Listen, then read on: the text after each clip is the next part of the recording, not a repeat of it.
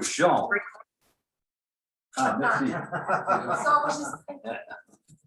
Elle manquait.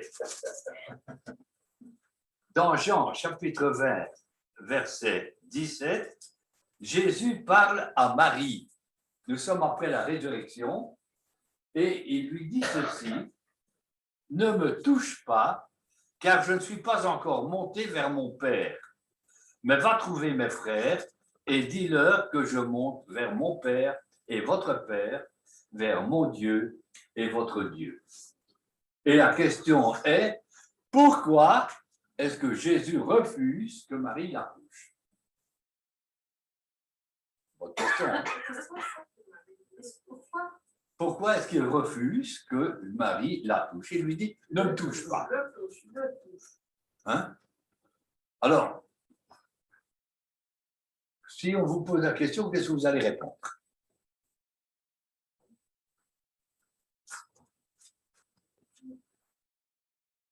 C'est parce qu'il n'est pas encore monté vers son père. Il dit que c'est parce qu'il n'est pas encore monté vers son père. Il n'est pas encore monté vers son père, oui, justement. C'est une question. Pourquoi? Et alors, ce qui est bizarre, et c'est là où on va dire quelque chose qui va peut-être choquer, regardez un peu plus loin au chapitre 27.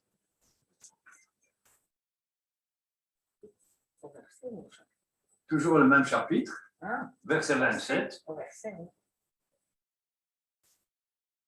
Puis Jésus dit à Thomas, avance ici ton doigt et regarde mes mains, avance aussi ta main, mets-la dans mon côté, ne sois pas incrédule, mais crois.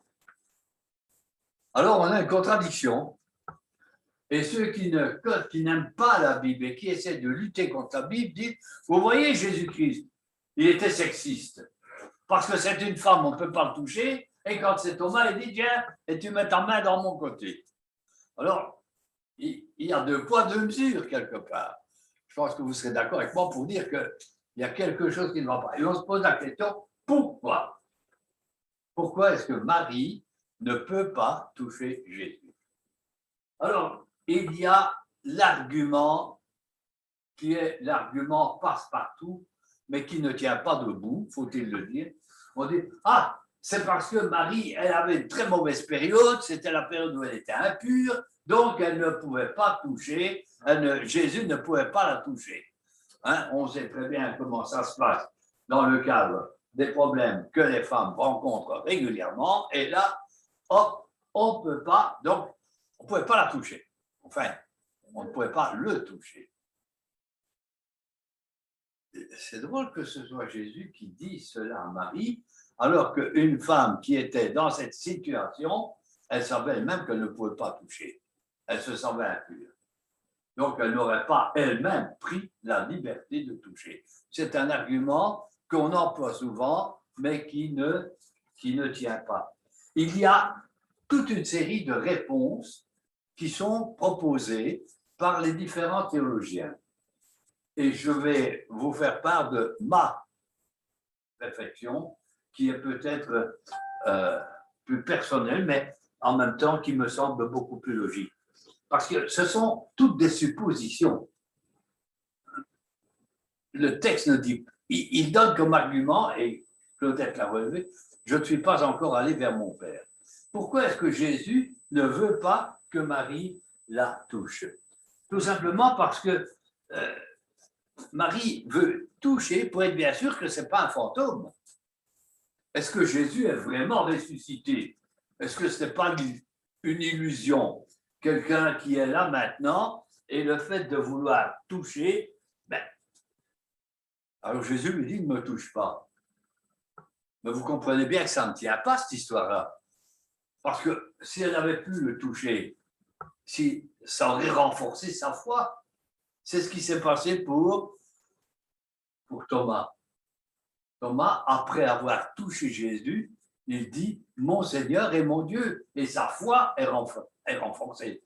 Si c'était un problème de foi venant de Marie, de dire, il est évident que Jésus se serait laissé toucher. Et bon, ce n'est pas un argument qui tient très bien. Alors, on va dire, oui, mais certains diront, oui, mais c'est parce qu'il ne voulait pas qu'on l'adore tout de suite, puisqu'il n'était pas encore monté vers son Père.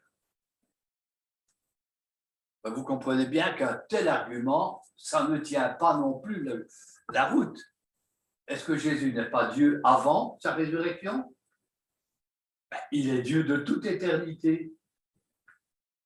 Il a permis que des hommes se prosternent devant lui et l'adorent. Et maintenant, on viendrait dire, oui, mais c'est parce qu'il n'est pas encore, il n'a pas encore réalisé pleinement après l'ascension, donc on ne peut pas le toucher. Certains théologiens vont dans une autre direction et ils disent, ah, c'est une façon pour Jésus de dire à Marie, ne t'attarde pas. Pour le moment, tu t'arrêtes avec moi, tu as une mission à remplir. Va dire à mes frères, va près des autres et dis-leur que je suis ressuscité.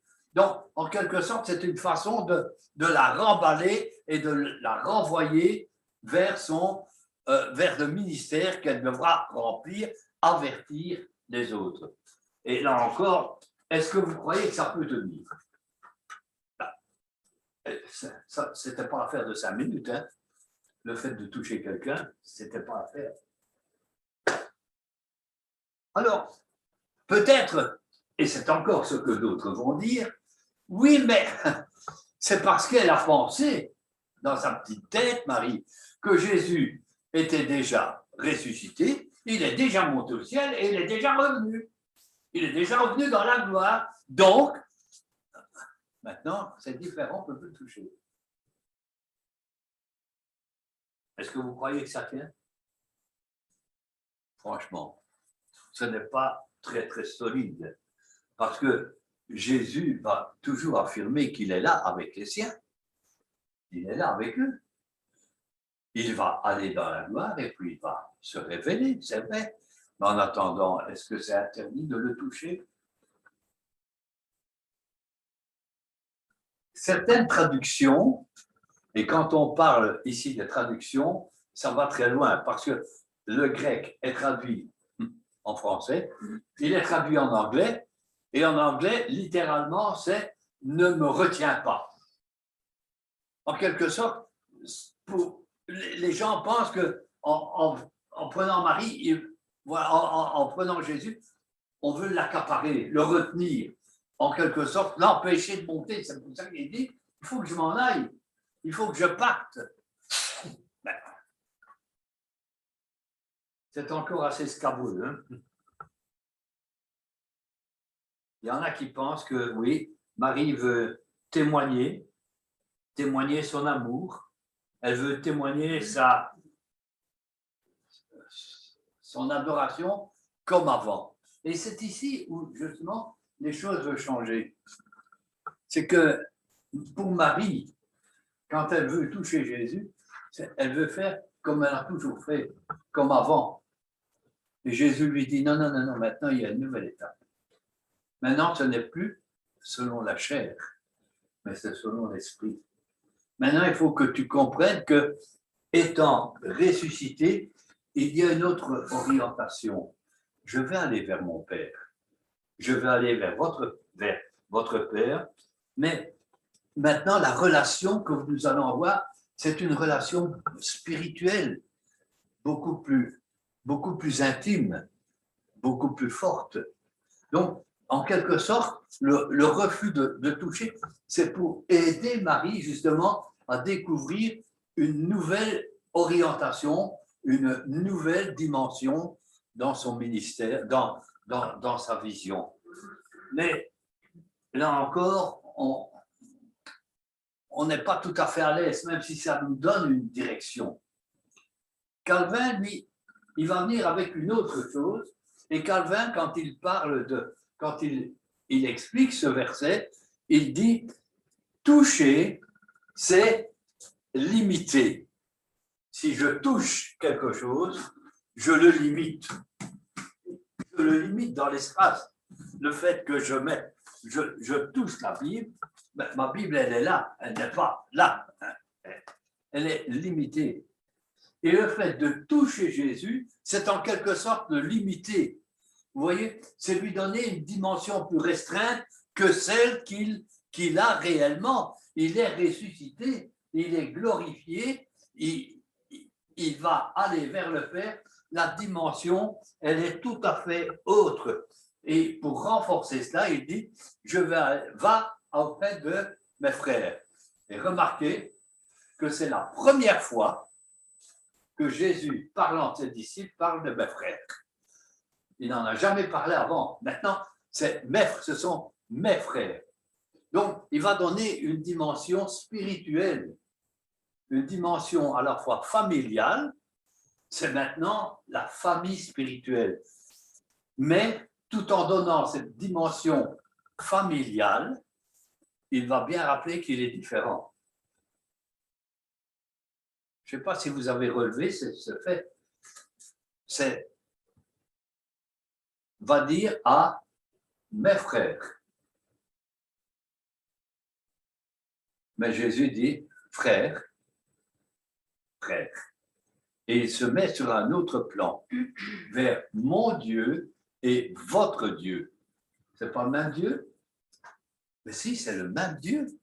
Mais tout en étant dans la même famille, Jésus va se montrer différent. Et il va se montrer tout à fait différent parce que sa résurrection et son ascension vont donner une nouvelle perspective. Bien souvent, et c'est là où nous voyons, nous, le Seigneur Jésus, limité dans l'espace, limité dans le temps, on peut le toucher, mais Jésus, il est beaucoup plus grand que ça. Il est partout. Il est ici où 2 ou 3 sont assemblés en ton nom, mais quelque part, allez, dans le fin fond de l'Afrique, il y a 3 chrétiens qui se réunissent maintenant et qui prient, il est là aussi. En Chine, il y a 3 chrétiens qui prient, il est là aussi. La dimension n'est pas une dimension physique, mais elle devient une dimension spirituelle où il y a toute la famille de Jésus qui est là. Et c'est cette dimension-là que Marie doit comprendre et doit accepter. Et c'est là aussi où nous avons une tendance, parfois inconsciente, mais nous avons une tendance à limiter le Seigneur. Alors qu'il est le Seigneur de tout, il est le Seigneur de tous, alors qu'il est infini, il est à l'échelon cosmique. Mais nous voyons Jésus limité dans son corps, dans ses souffrances, même si on ne les oublie pas. Mais c'est la vision que nous avons. Enfin voilà, il me semble que là, nous avons quelques éléments qui peuvent nous aider à réfléchir et à dire pourquoi le Seigneur Jésus n'a pas permis que Marie le touche. Il va donner une dimension, et c'est ce que moi je pense aussi, c'est qu'il va donner cette dimension spirituelle, la dimension hors du temps, hors de l'espace, qu'il va montrer à Marie par son ascension et par le fait, je vais vers mon Père, votre Père, vers, mon Dieu, votre Dieu. Ça va? Est-ce que ça répond plus ou moins à votre question? C'est la question en Bernadette. Pourquoi est-ce que permet à Thomas de toucher? Mais parce que Thomas, justement, ne voulait pas croire. Marie, elle croit. Mais Thomas, lui, si je ne touche pas, si je refuse de croire. Donc là, il permet. Ça va? Alors, il y a une deuxième question qui ne m'a pas été posée directement. Elle m'a été posée il y a pas mal de temps. Et je me suis dit, tiens, pourquoi est-ce que